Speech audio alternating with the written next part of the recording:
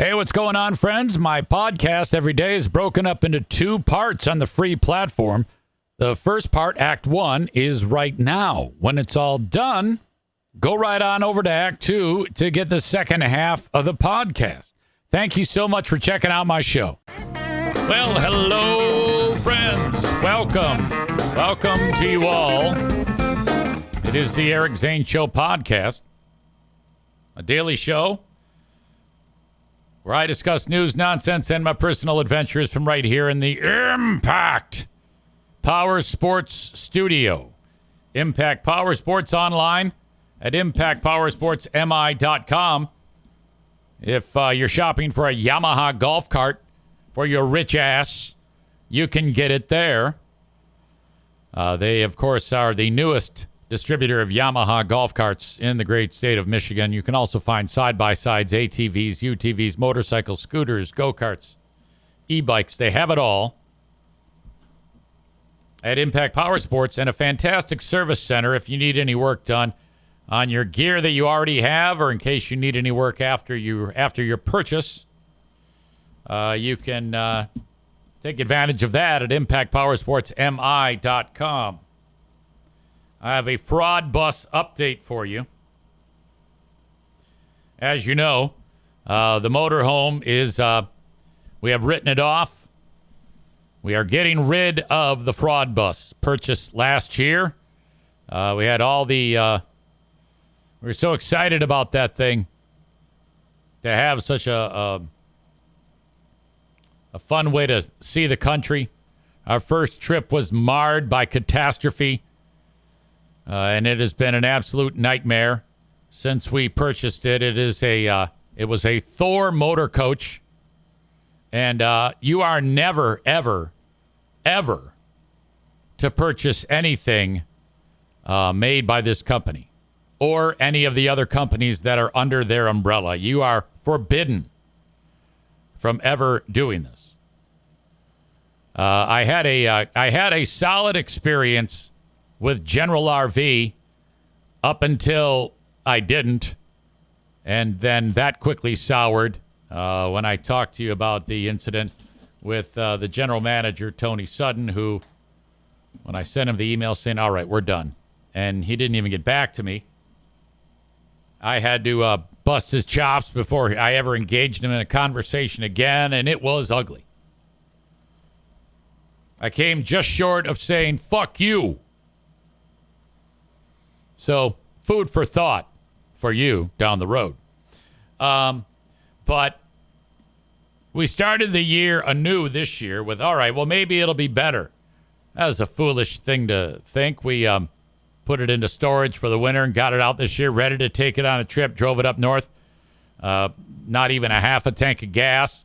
And then the dumbest thing started to happen. The malfunction of the side view mirrors have those little blind spot detectors in them. They started going crazy, and it's still not fixed. So I took it back again on the 27th of May, and that was when we made the decision that we no longer want this pile of shit lemon anymore, and we're going to get rid of it.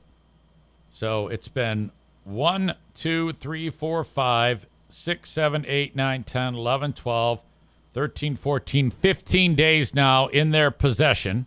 So can you imagine if I was keeping it, you know? And last year it was the same thing. Take it back for 25 days at a time.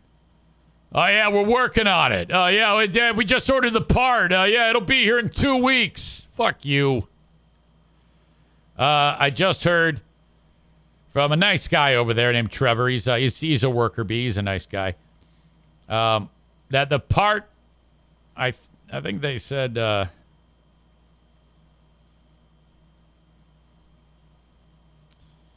due to ship to us from the vendor on June 13th. So that means it'll leave June 13th. So it'll probably be there early next week. So possibly next week they could have the work done on it. Now it's to a point where, because all I'm doing is okay, it's done, great.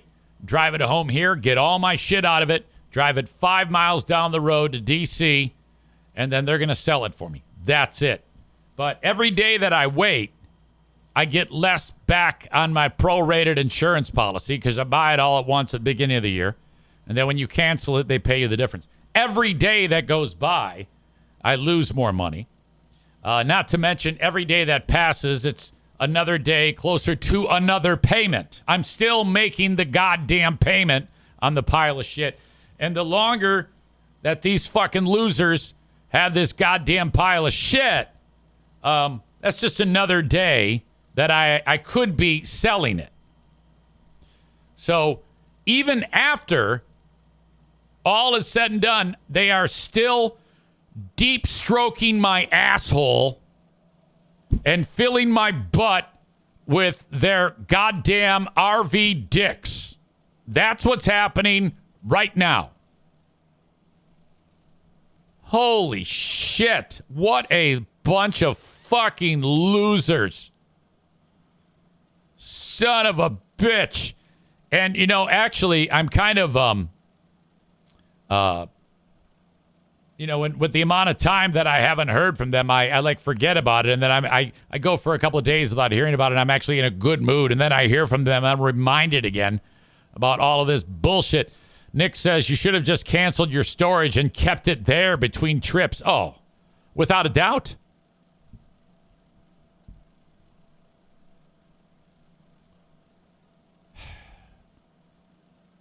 Alan says he's alive. That's referring to today's late start. Yes, I had a scheduled appearance today.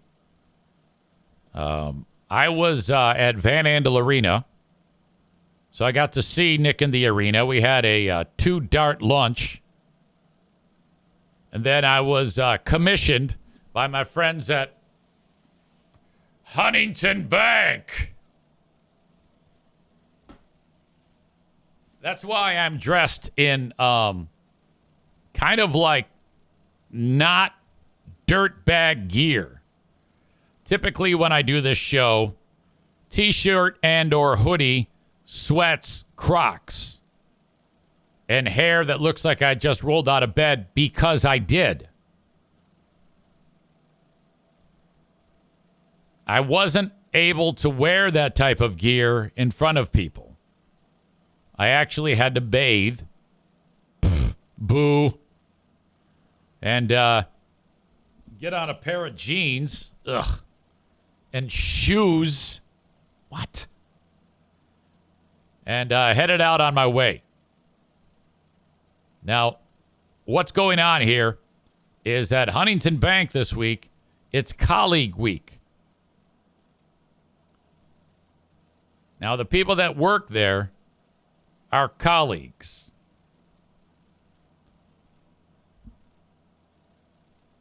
So, I mean, that's a fancy way of, I guess, the worker bees. So you got branch managers, you got tellers, all these people from the area, Huntington Banks, are at Van Andel Arena. And this is a big party for them, a big celebration. Now, I'll say this. A lot of times when the people who run the bank, because there's these executives that literally are on a private jet flying from area to area to hang out with the colleagues or the workers. Colleagues is a fancy way of saying the workers. I mean, if you're a banker, though, I mean, these aren't like hard living line employees. Okay, this isn't like if Walmart did a colleague appreciation day. If this happened with area Walmart employees, you know, the floor would be littered with teeth that had fallen out during the event on the employees. All right? Everywhere that they sat, they would have to hose it down with a hot spray of some type of solvent. Not the case here. This place was full of attractive people. Smart, groomed, clean, bright people that it was nice seeing them all. It's nice to see a workforce that is not on the wrong side of a hard living line. Now, I can tell just by the people that work there and the amount of time that the people that I spoke to had worked there, that this is a nice place to work. Like I was talking to various people because my job during various portions was to kind of like, well, the first hour they're eating. They have it's catered by the staff at the Van Andel. They have obviously a terrific kitchen there, and they bring out the food, and the people are eating their food, and they're having their waters and lemonades and coffees, and waiting for the guys on the Lear jet to show up. So I walk in, and I've got a cameraman with me. His name is Josh. I've known Josh for decades. And Josh follows me around, and the camera's on me, and I am to interview people. This is full-on Eric Zaitunian interview.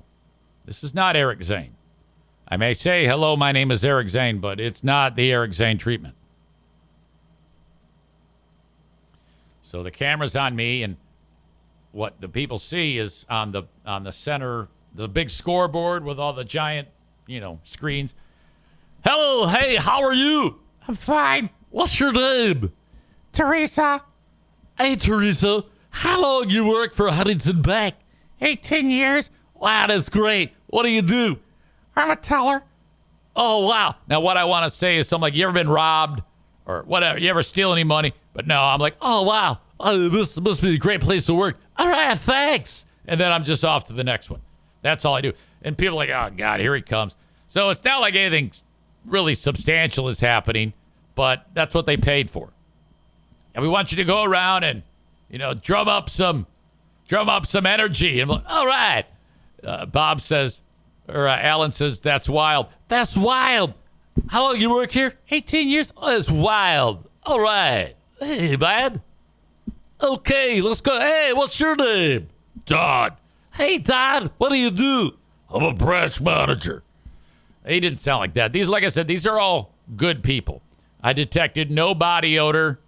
There wasn't any cases of gingivitis worth noting, a tooth rot.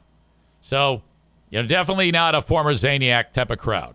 These were well-to-do. When I say well-to-do, these are all middle-class people, which is great. I mean, that's the type of people that you don't always get to hang out with. Most people out in the real world are huge piles of shit, but not these people. So then this is a partnership with the Grand Rapids Rise volleyball team. So the volleyball court is out, and there's even going to be various activities centered around volleyball. All right? But first part of this is me going, hey, what's up? Yeah, hey, all right. Okay, let's boogie. Just bullshit like that. And it was cool. I didn't, it was fine. I tried not to be too annoying, but I think I was pretty annoying. But that's what they paid for. They paid for annoying.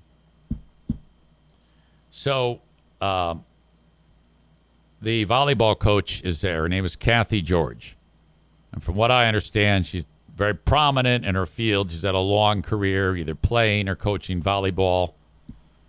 And the bank is a big sponsor of the volleyball team and the hockey team and Van Andel Arena. So, all I got to do is keep it in full Zaitunian mode, and I will be good to go. And I did. I wish I could share with you something horrifically embarrassing, because this is exactly the type of event that I would embarrass myself at.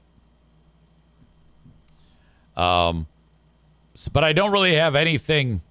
I'm kind of like searching the files in my brain about anything. But I think I was pretty well behaved, and I didn't do anything. I met some people that remembered me from my past life, so I had a conversation about that, and Then we have to kill time because we're waiting for the executive leadership team to show up. Earlier in the day, they were in Minnesota doing the same damn thing. And then they jump on a private jet, and then they land here, and then they're whisked over to the arena, and then they come walk in. They do their thing for 90 minutes. They get back into the limousine, travel on the jet to another portion of the country to do the same damn thing. These 12 people. A lot of cheddar in those pockets, to be sure. So,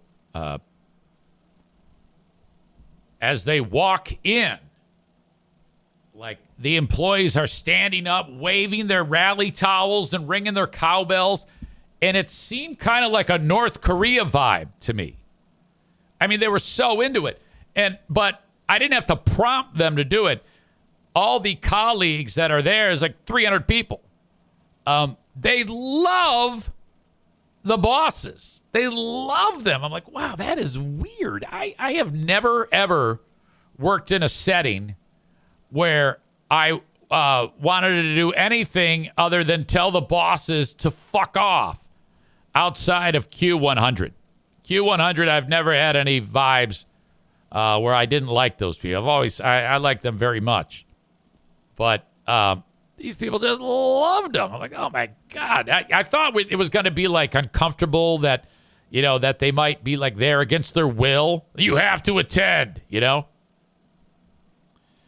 But no, they were totally cool. But before that, we had some time to kill. And so we had played a couple interactive games, try to give away some prizes. And then we're still, we're starting to bomb. Okay, it's just me and these two coaches of the volleyball team, and we need about 15 minutes before the event can continue.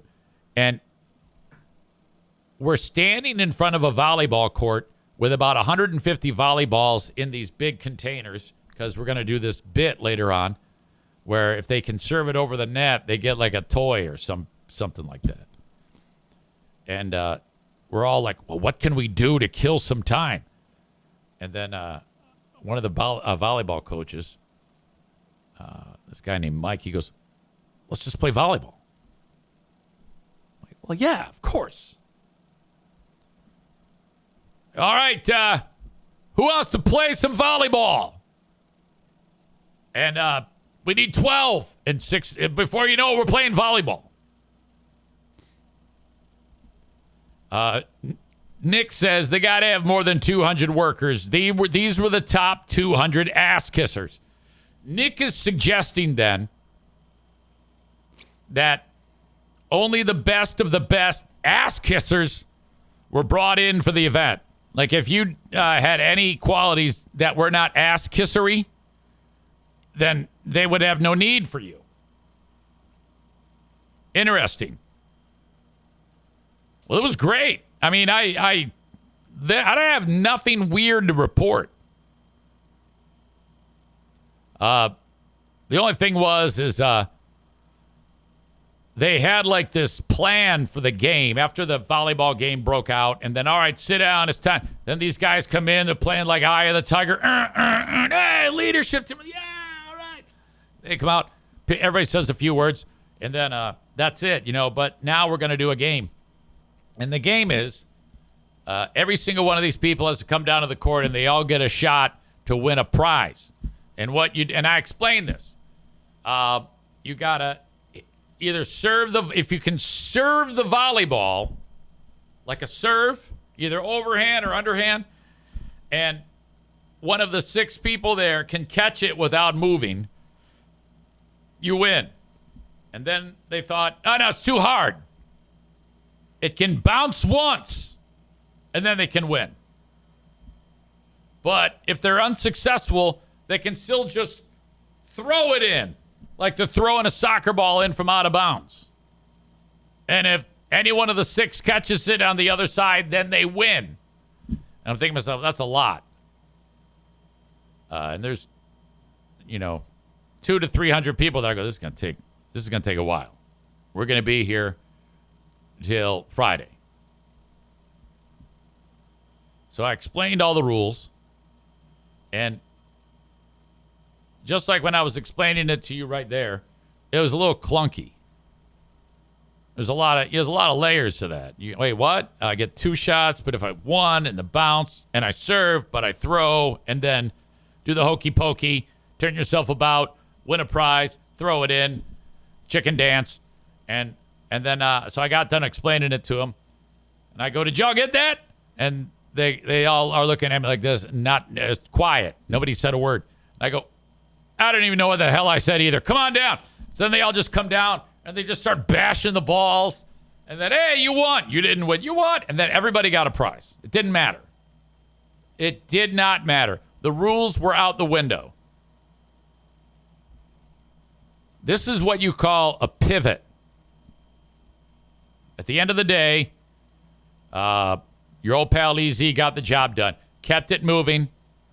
No one was embarrassed, though you would have loved there to be someone embarrassed. But no. And then everybody left happy. And then I got done. Well, you need anything else? No. And I said, hey, well, I hope I did okay. And the lady who I was dealing with, she goes, you did so awesome. It was so amazing. She gave me the biggest hug ever. See, that just goes to show you. This is a lesson for myself. You don't always have to be a goddamn clown, Eric. Keep it between the lines. Boom. You don't need to be an asshole idiot all the time. Sometimes people just want Eric Zaitunian. Bob said everybody gets a trophy. Yeah. And they all got like a little ball. It was a rubber ball. And these people were happy with that rubber ball. They seemed to be overjoyed with the rubber ball. And then that was it. I was on my way back home to talk to you. I have to admit, I was driving. I was like, God damn it. Normally, my day is done. How in the world am I going to pull this off? This seems impossible. To be able to do a podcast and starting it well after the time that I normally finish it. It seems like a daunting task. And I'll admit to you, I was tempted to just say, something came up, and then just skipping it. But no, I was just surrounded by some of the people with the best attitudes in the world. Just happy to be in the world. I will take that energy given to me by the Huntington Bank colleagues, and I will now transfer it to the podcast. That is how I roll. Besides, it beats actually having a job. When I was driving out of the residence today to go to the event, I made a left and then a right, and then I see not one, but two.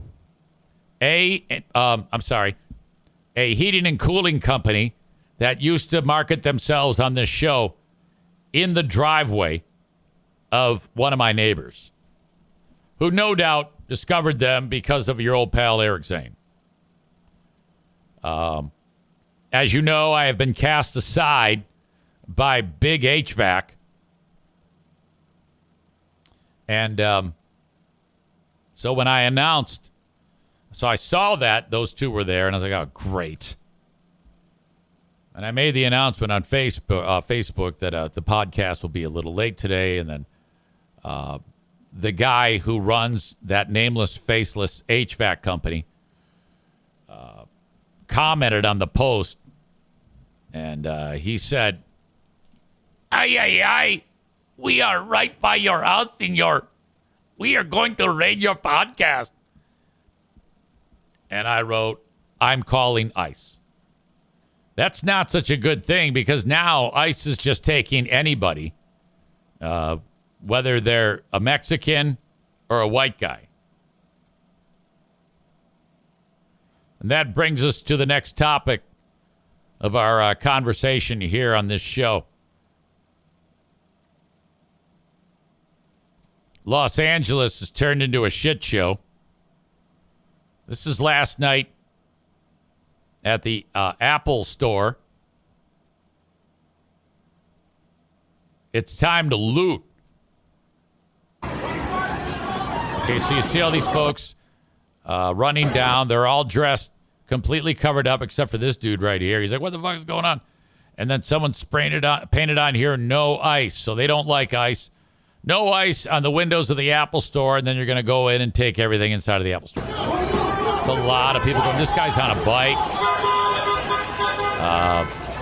Wow. And then everybody inside of there, dressed from head to toe, covered up. This chick here looks like Fat Kardashian. Fuck. They're basically getting handfuls of shit inside of the Apple store that are in the like on display.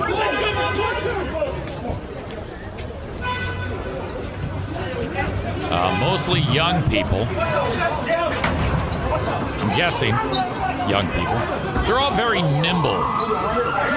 And now they hear the 5-0, and then they're like, all right, better get the fuck out of here. This guy's got the, what is this called? Virtual, the thing you put on your eyes? Fucking, I don't know. What is that? Surround sound? Google Lens? No, that's a Google product. This is an Apple. What do they call that shit when you put it on your eyes? Like fucking goggles? Virtual reality? I'm not sure. Anyway, he's got that. They got a lot of them there. All right, now these people are scurrying away, and here's the cop. Now, if I'm the cop, you see this opening? I drive the cop through there and get on the sidewalk and just start mowing people down. That's what should happen. This guy's just walking inconspicuously. To even attempt to be inconspicuous here is remarkable because they all have face coverings on. They're head to toe enclosed, even though it's almost summer. If you want to be inconspicuous during a loot, dress, in shorts and a t-shirt. Okay, now there's still people in the store. And I don't know if they can't get out or what. This guy's got his bike in there. And now they're like, all right, we got to get out. So they try breaking the window, and they're struggling. Okay, these two here are taking my cue of just going in looking relaxed, but they're looters too. These are the only two white people that we've seen. These two guys right here. Now, maybe they're tourists just caught in a bad spot, or maybe they're looters. That sounds like I'm a racist. Somebody just fired a goddamn gun.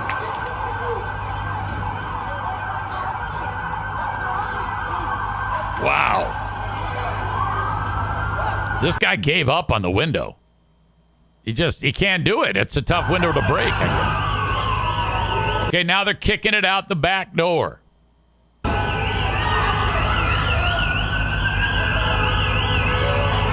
I like how the guys are running out with iPads under their arm and the screen is on.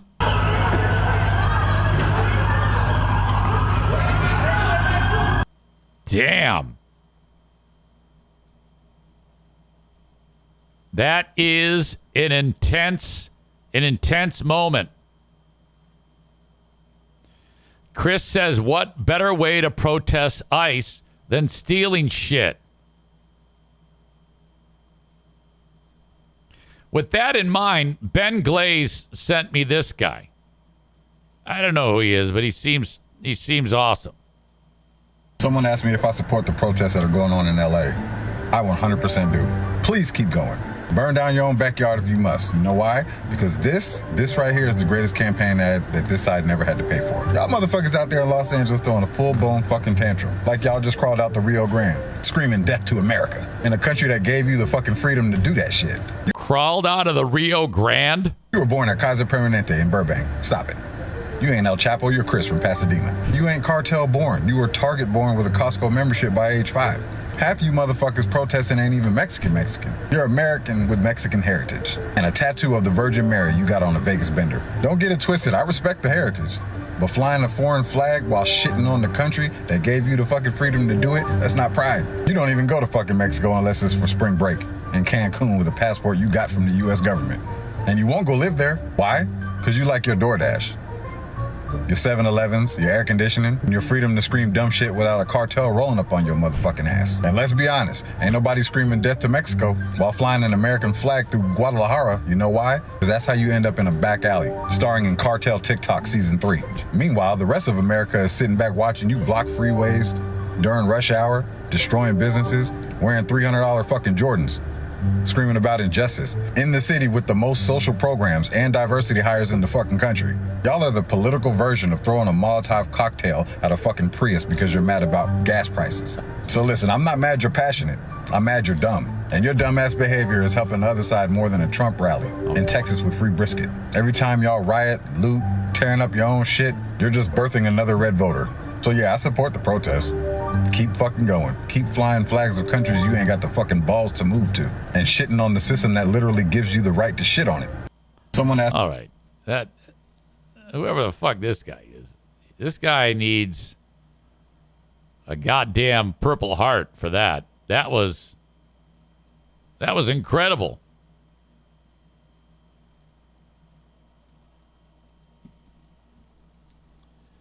Cole asks, when are the Marines going to start cracking skulls? God, I would be so... If I was like one of those Marines or those National Guards, they said, all right, your job, kick ass. I'm like, fuck yes, here we go, man. Holy shit. Bob says, I heard a great quote earlier today. Nobody loves Mexico more than someone who refuses to live there. David in Hudsonville says, that guy is awesome. Yeah, it's interesting because I think that guy's right. You know, I mean, it is cool to protest. It is cool to bitch about shit that you're not happy about. It ain't going to do you any good. But I don't know. I mean, think about it. All the credibility is lost when it just turns into a catastrophe like that. There's, I don't know. I just don't think it lends to anything positive happening. It's a big, crazy thing. Is it appropriate, in my view, to just be grabbing people out of their beds and taking them to gulags in the middle of fucking El Salvador? No, of course not. But this isn't helping matters in any way. And it's only going to turn uglier. And you got a fucking crazy motherfucker who is running the show who is willing to Kent State your ass. David in Hudsonville says he is 100% right. They are stupid garbage people. And, you know, most of them are also remarkably young, stupid individuals. Like, young, stupid people do different levels of things depending on where they are in the world, you know? Like, where we live, young and stupid is different than young and stupid in other parts of the world.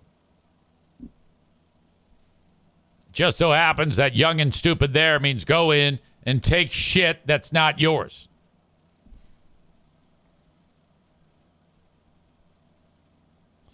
A couple of things, moments from all of this disruption that we need to talk about.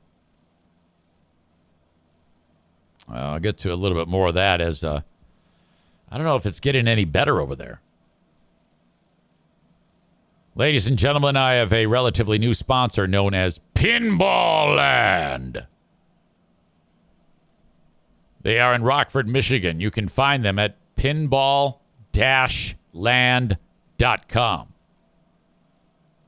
Every retro video game under the sun, I was looking at the word land, so I grabbed the D off of it and put it onto the end of sun. Every retro video game under the sun at Pinball Land. You walk in, you pay them a few bucks, you pay for an hour. You have so much fun, you haven't even scratched the surface as to all the games that they have, so you go and you pay for another hour. They want you to visit. Now, we have our very first ever pinball orgy happening on Friday, June 20th. It starts at 8 p.m. when we meet at the Rockford Corner Bar. We're going to eat. You're going to drink. I'm going to watch you drink. You're going to take your drinks. You're going to walk 1 block to the east to Pinball Land, and then you're going to play and drink more. And then when you run out of booze, you go to any one of the other bars in the area that are part of the same little outdoor party network and get more booze and come back and play more games. Now, if you cannot attend our first ever Eric Zane Show podcast pinball orgy, go there on your own. When I was talking to Ryan, and by the way, they have private parties, they have gift cards. When I was talking with Ryan over there, he said, a lot of times we have dads that are like your age and younger, Eric, that bring in their kids, and then the kids play, and the dads or moms just look on. He goes, I want the moms and dads there. I want them playing. So whether you're a kid or you're an adult, Pinball Land wants you. This is how it works. You go there for an hour, you give them $9. You want to play for 2 hours, it's $15. If you do $20, you can play all day. And you're like, who would do that all day? You'd be surprised. There's a lot to do in downtown Rockford. Free punch card. Receive your punch card on your first visit. Get a punch every time you visit. Your 11th visit is free. Wednesday night pinball tournaments. There you go. Hours of operation on the website. All there for you. Pinball-land.com. 114 Cortlandt Street, Rockford, Michigan. Thank you to Pinball Land. Jeremy says I would do that all day. I would do that all day. That's who. I would too. I could see myself getting lost in Pinball Land. So anyway, that is Friday the 20th of June. And I already have a list of people. We're approaching 20. Just keep it in mind. Save that date. It's a week from Friday. We're going to have a great time. I think we're going to be blessed. Yeah, I know we are going to be blessed by the show's new power couple, Jeremy and Rebecca. They'll be signing autographs. I'm sure doing selfies. Yeah, but I mean, maybe if you get Jeremy, get on his good side, he might even let you sniff his fingers.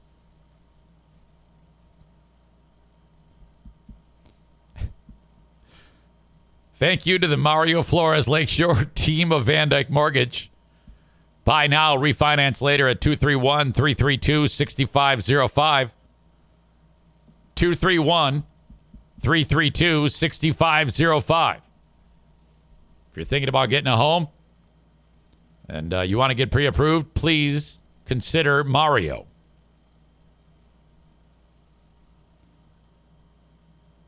Jeremy says he'll be signing titties.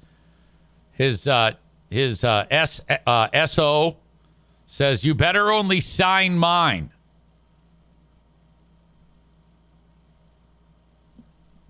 It's a lot of titty talk.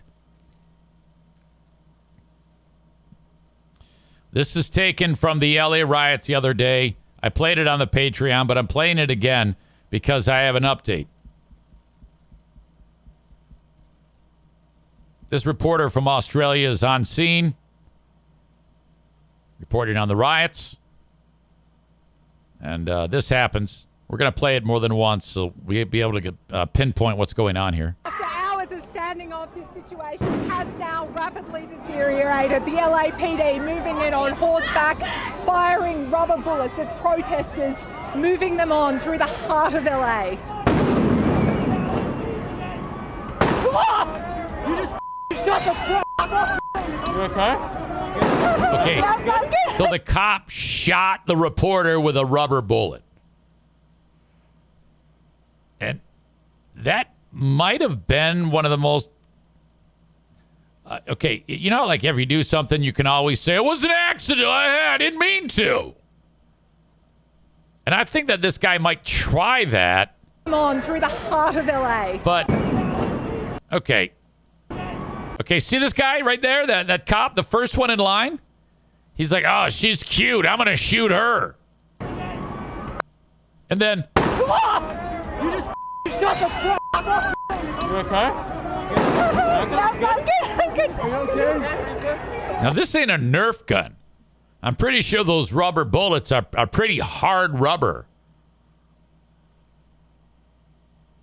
And I think if they like hit you in the head, they can kill you.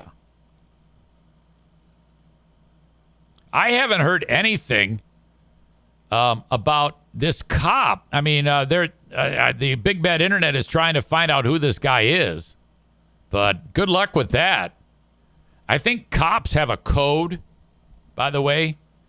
Like if in this scenario he wasn't using a rubber bullet gun, but in fact like a rocket-propelled grenade cannon, and he raised it and shot her in the back, and she blew up into a billion pieces, the cops would not like rat the guy out. They'd say, hey, did you see anything? So I didn't see anything. Yeah, but he had a rocket-propelled grenade. He goes, yeah, I didn't see it. I was looking the other way. Well, did you hear it go off? I didn't hear anything. You know who this guy is? I've never seen him before in my life. Did he shoot her in the back with a rocket-propelled grenade? He goes, no. What? I didn't see that. So I'm wondering if this guy is actually going to have anything done to him.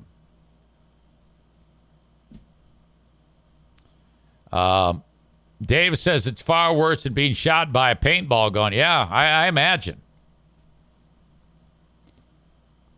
Rebecca says that was very much not an accident. Chris said the cameraman hauled ass. Piano Finger Banger says 100% not an accident. Alan says, crikey, you shot me, you cunt. Bob says she's not clearly labeled as press. And then he says that microphone could easily be mistaken for a World War II German stick grenade. Okay, now you're talking. Now they have an out. It is acceptable now to shoot reporters if they do not have a vest that says press on it. Now, I did not know that. I did not know that it is okay to shoot the reporters if they're like, okay, we're here, we're Australian Sky News, and bah!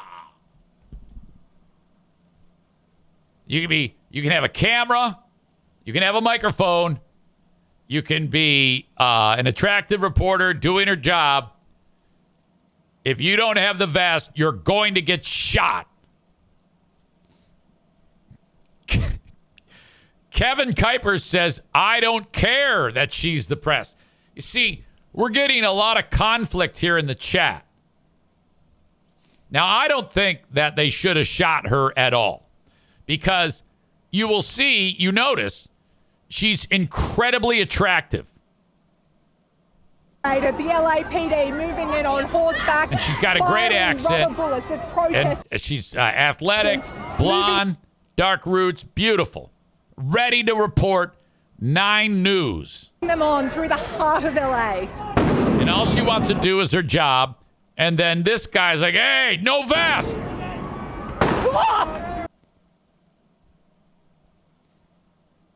I saw another angle, and Bob is right. From the other angle, he put it down, looked right at the camera, and he said, no vest.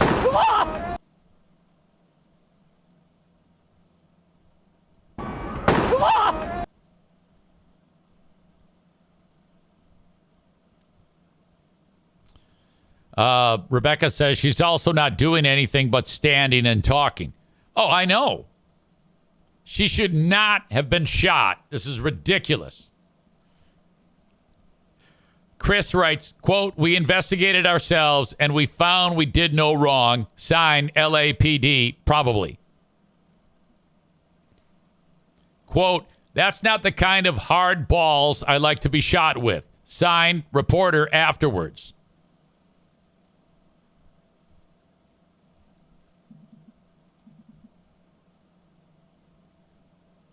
Then there's Jeremy. She's attractive and makes that super sexy noise when she gets hit. Almost Kelly Cheese level of hotness.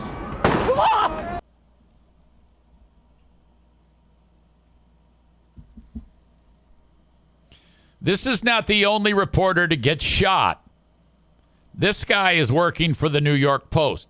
See guy here right by the back of this car? It's the same guy. This guy, he's the one who shot that chick. And they said, they called him in. They go, hey, we're going to need you to shoot this other guy. Let's watch. Okay, I made a mistake. It's this guy right here. That's the guy. All these other ones are also good at shooting reporters. But this guy right here, he is aiming at the reporter, and he's going to shoot him. This is such a good shot. You can actually see the bullet. Did you see that? There's the bullet. And it hit this dude in the fucking forehead. That noise? That was the rubber bullet hitting his head. What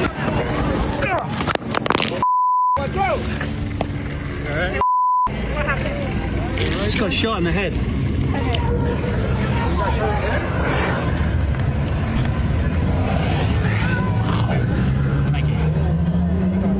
Now we're getting a nice... Okay, here's the slow-mo.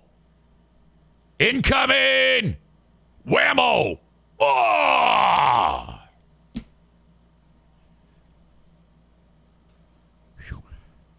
Well, that was incredible. One more time.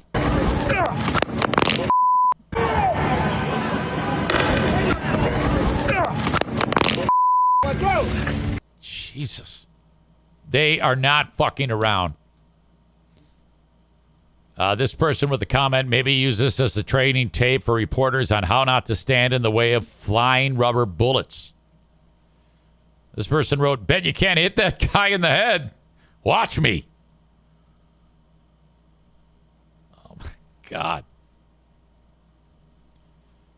This seems like probably in all the riots in the years that have come and gone, this is probably the most entertaining riot we have witnessed since the Rodney King riot.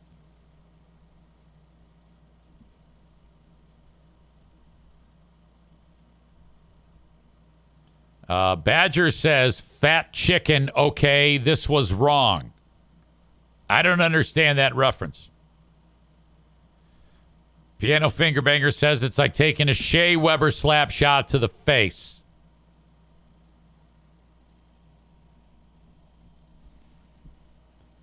So we can only hope for more of that.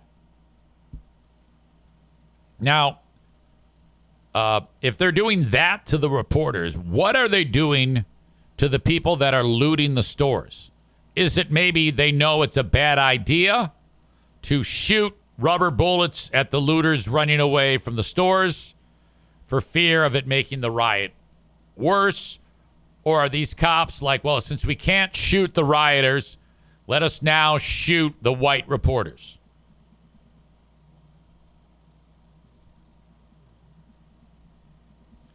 Perhaps that's it. Bob says L.A. needs to bring back the rooftop Koreans. In the Koreatown neighborhood of L.A., during the Rodney King riots, after the verdict was read that those white it was okay for those white cops to nearly murder Rodney King and all the riots that took place then, the hardworking Koreans said, fuck this shit. You are not going to ruin our stores and our restaurants. So they would hang out on rooftops.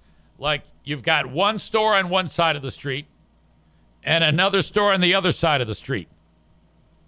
And the one on this roof would be shooting at the entranceway of this store, and this one would be shooting at the entranceway of this store. Like a crossfire. It was incredible. Starman 314 says, send in Ben Richards, the butcher of Bakersfield. Now, I don't know that reference either. Obviously, I think it must be a reference to somebody who was a sniper. Was there an incident where some guy named Ben Richards was shooting people?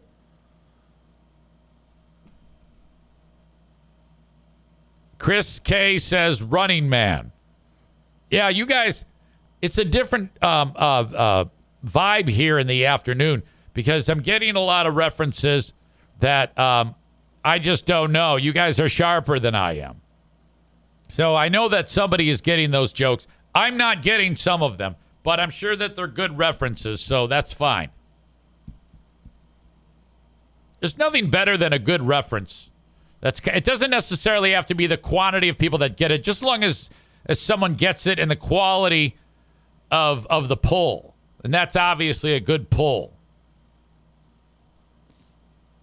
But I'm on the outside looking in when it comes to send in Ben Richards, the butcher of Bakersfield.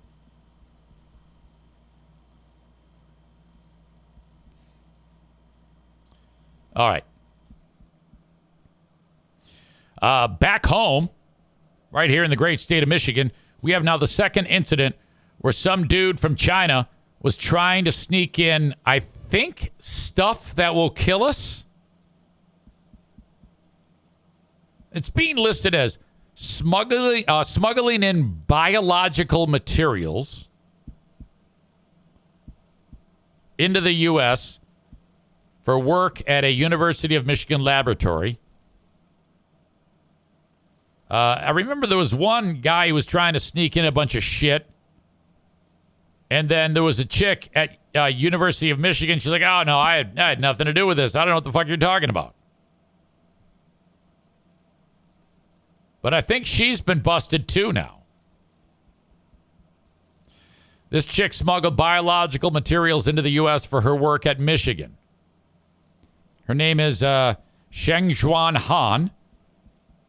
Per the complaint, she sent 4 packages to the U.S. from, guess what city in China? Let's see if we can all get what city in China this shit came from.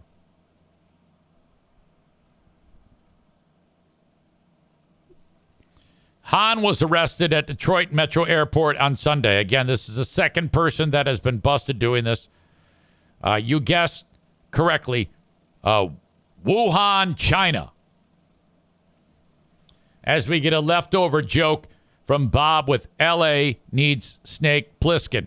Kurt Russell, outstanding.